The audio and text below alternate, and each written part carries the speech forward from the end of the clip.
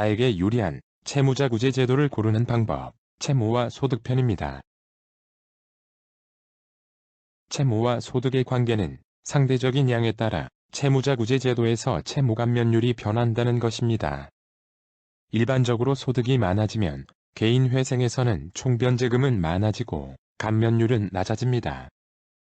반면에 워크아웃에서는 총변제금과 감면율의 변화가 없을 수 있습니다.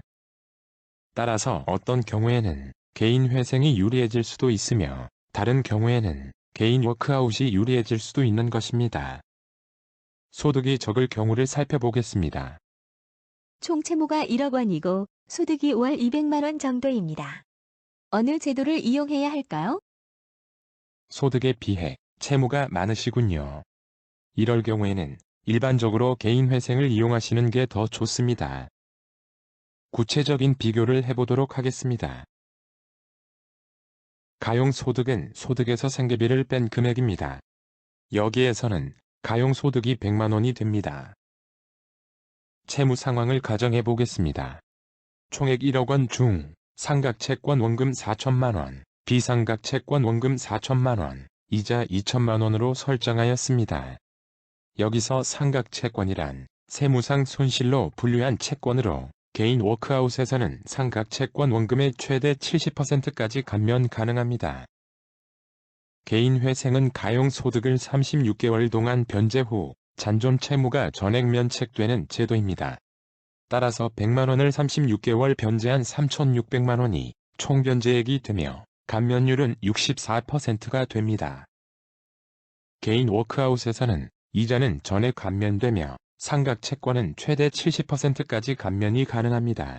여기에서는 50%가 감면된다고 가정하였습니다. 따라서 비상각채권 4천만 원에 상각채권 2천만 원을 더한 6천만 원이 총변제액이 되며 감면율은 40%가 됩니다. 표에서 보듯 일반적으로 소득이 적을 경우는 개인 회생이 유리하다고 볼 수 있습니다. 반면에 소득이 많을 경우는 어떨까요? 총 채무가 1억 원입니다. 채무가 너무 많아 개인 회생을 고려하고 있습니다. 소득이 어느 정도 되시나요? 월 소득이 300만 원 정도입니다. 소득이 많은 경우에는 개인 회생보다 개인 워크아웃이 더 유리하실 수 있습니다. 비교표를 통해 살펴보도록 하겠습니다. 채무 상황은 앞에 소득이 적을 경우와 같다고 가정하였고 소득이 300만 원이 되어 가용소득이 2배인 200만 원이 된 경우를 계산해 보겠습니다. 개인 회생에서 가용소득은 200만 원이며 36개월 변제한 7,200만 원이 총변제액이 되며 감면율이 28%가 됩니다. 반면에 개인 워크아웃은 총변제액의 변화가 없이 6천만 원이며 감면율은 40%입니다. 이와 같이 소득이 증가하면 반대로 개인 워크아웃이 유리해짐을 알 수 있습니다. 소득이 많다는 기준은 어느 정도인가요? 소득이 많다는 기준은 채무에 비해 상대적으로 많다는 것으로 단순히 금액으로 특정할 수 없습니다. 채무 상황과 채무의 양, 그리고 생계비 등을 고려하여 대략적으로 계산을 해야 알 수 있기 때문입니다. 채무의 양이 2배가 되었을 때를 예를 들어 설명해 보겠습니다. 소득은 300만 원으로 동일하지만 채무가 2배가 되어 2억 원이 된 경우입니다. 상각채권과 비상각채권은 동일하게 8천만 원이며 이자는 4천만 원입니다. 상각채권, 비상각채권은 어떻게 알 수 있나요? 상각채권의 경우 금융회사의 부채증명원에 명시되어 있는 경우가 있으며 장기 연체되었거나 다른 금융회사로 매각된 경우 상각채권일 가능성이 높습니다.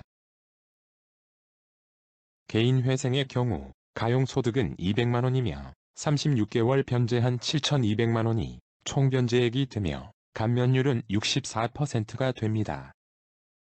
개인 워크아웃에서는 비상각채권 8천만 원에 상각채권의 50%인 4천만 원을 더한 1억 2천만 원이 총변제액이 되며 감면율은 40%입니다. 소득이 300만 원이라도 채무가 2배가 되자 개인 회생이 유리하게 되었습니다. 이렇듯 소득이 많다는 것은 채무의 양의 상대적임을 알 수 있습니다. 채무와 소득의 관계에 대해 알아보았습니다. 일반적으로 소득이 많다고 여겨지는 경우 개인 회생보다 개인 워크아웃이 유리할 수 있습니다. 그러나 채무 상황, 상대적인 채무의 양, 생계비 산정 등으로 그 유불리가 바뀔 수 있습니다. 따라서 상세하게 계산해 보아야 유리한 채무자구제 제도를 고를 수 있습니다.